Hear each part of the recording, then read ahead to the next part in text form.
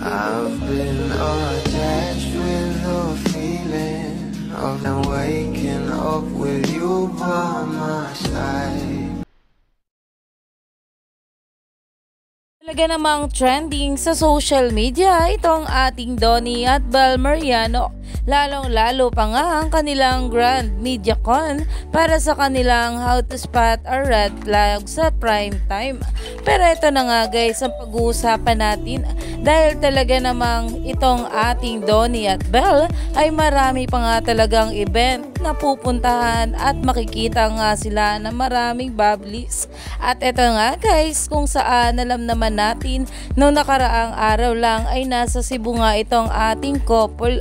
At ngayon naman ito nga ang latest na kung saan itong ating Donnie naman ay nasa Iloilo Business Park para sa Dinagyang Festival 2025 at talaga namang makakasama nga natin itong ating couple ngayong January 26, 6pm to 8pm.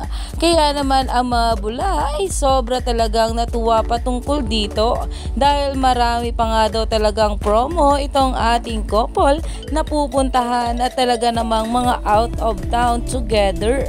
Kaya naman stay tuned lang tayo for more update kila Donnie at Bel sa mga susunod pa na ayuda dahil marami pa nga talaga tayong dapat abangan sa ating couple ngayong araw.